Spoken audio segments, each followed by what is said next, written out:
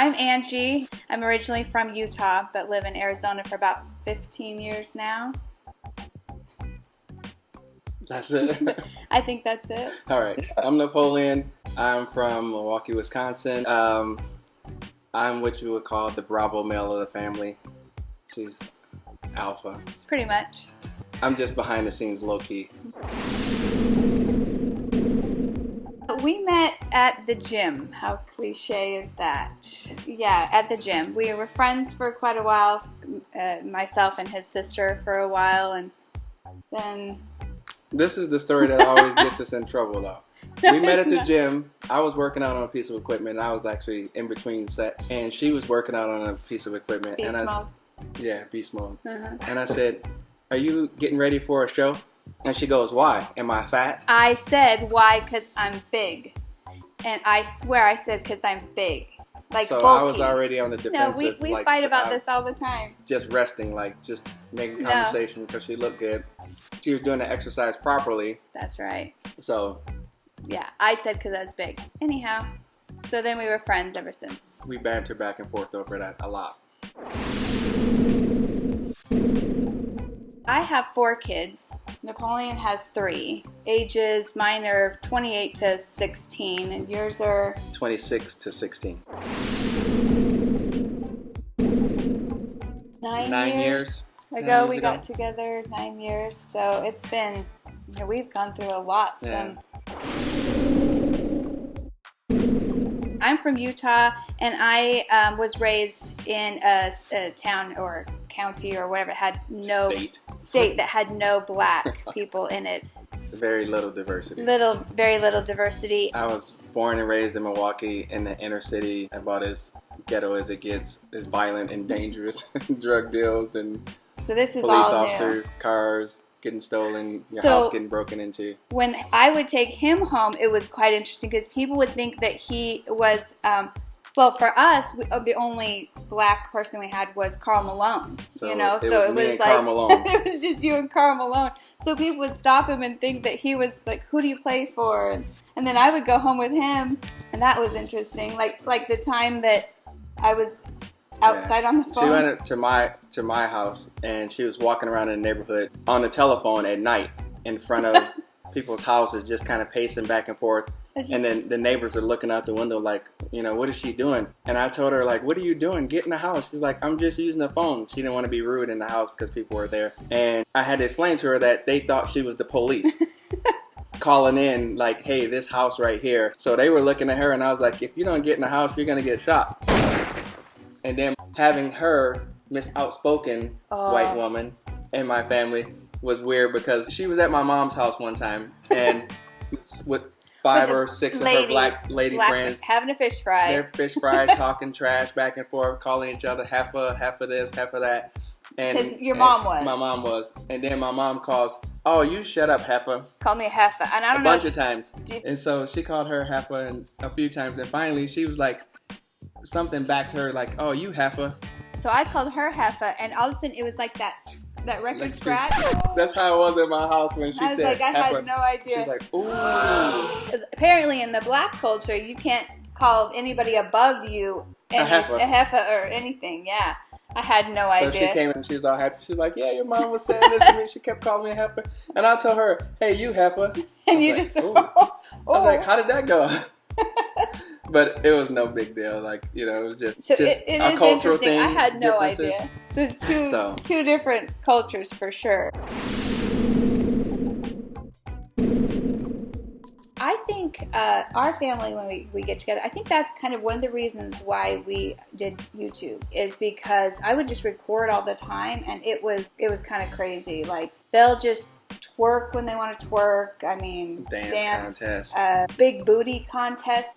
Kids were looking for Sydney because Sydney wasn't around, so they put out wanted posters, and they put like girl with the donk booty. Oh, and then his mom will come.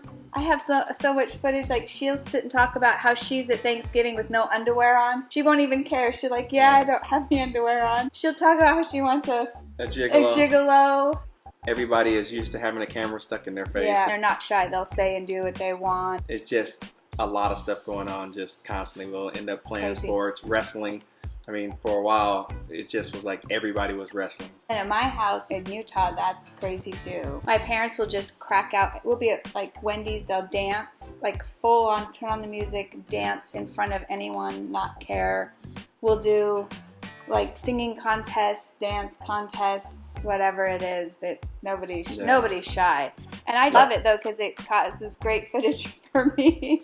Well, the secret was for the first, I was always recording them like that because I'm like, we are like crazy. And so I'd record them and put them on. And actually for the first 2 years, they had no idea they were on YouTube. What? They had no idea they were on YouTube. Actually, to this day, his mom and sister don't know. My sister doesn't know. There's a handful that they're just kind of, I just told my son that's 25 that he was on last month. So, and we've been on 4 years. So what you'll see is not anything played up to the camera. Definitely. It is like just what it is. Devin going to the dollar store in his tux. Yeah, my son, when he graduated from high school, he bought his own suit. It was his first suit. He bought his tux, and he was doing Michael Jackson. He thought he was Michael Jackson, and he was wearing this tux before the prom even happened. So he decided she was gonna go pick the kids up from school. He decided to go with her, and it was just a random Wednesday. Yeah. And he wore his suit, his tux. He had his tux, and he wore it into the dollar store, and was like hi, and was dancing like Michael Jackson. Found a hat in there. But they're just not shy at all. Well, we're not shy at all for sure. But yeah, so that shows with them not even knowing that they've been on that they were on YouTube. Yeah. They just, what you saw is like real. You can see people always looking, like even to this day when it's just 2 of us or 3 of us, or we have 2 kids or 1 kid with us. They're always looking, trying to figure it out. Like, and you just see that look on their face, like, what is that? Like, how did that happen? Because most of the time now it's Sam, which is her youngest daughter, and my youngest daughter, Katie, and us 2 together. Yeah. And they look like, I think sometimes this is me saying what I think. Because my daughter is a lot taller than Sam. So she looks older than Sam. So it looks like, okay, she has a white kid that's younger than their brown kid. Like, what happened? Like, how did that happen? Like, did she have a kid after she was married to him?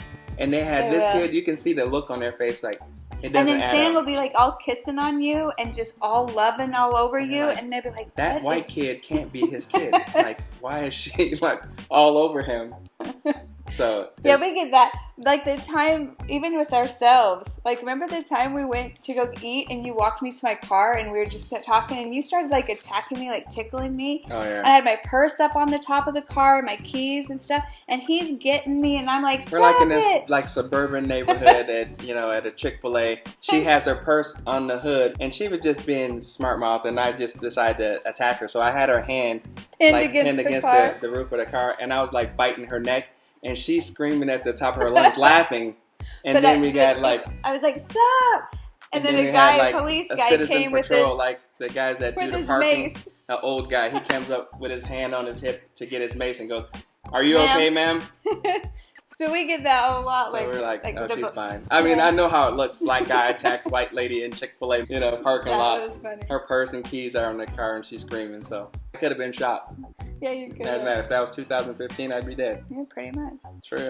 That guy couldn't have killed me. Like, he probably sprayed me like to death.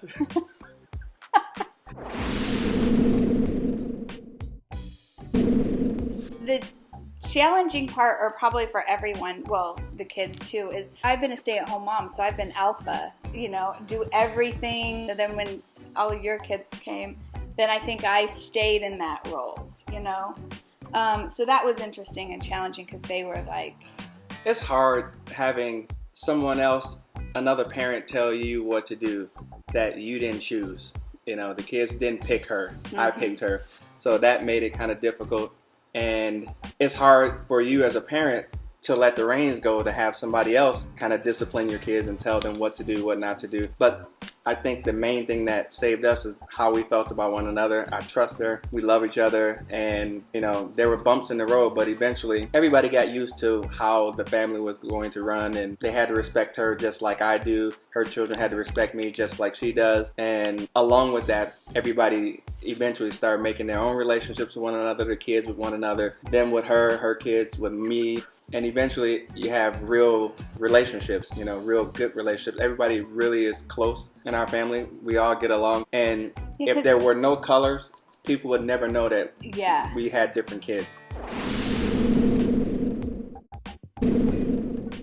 If I would describe our family, I'd say just a tight family from the start, for sure. I think the YouTube channel kind of sums it up, our logo. Crazy, blended, mixed race family. Like, it's crazy, very blended, and I think the only thing that's left out is very close. I mean, our family's really close, and it was hard work. It took some time, but I think all the relationships that we have now were earned. It wasn't fabricated. Everything was earned, and everybody genuinely loves each other, and we're really close. And we're like any other family. Things just go haywire when everybody's together. It's crazy, it's fun, it's dynamic, you know, and then at the same time it's calm, it's peaceful, just like everybody else's family. Talk about family when family's all that we got. Everything I went through, you were standing there by my side, and now you gon' be with me for the last ride. Let the light guide your way. Hold every memory as you go, and every road you take will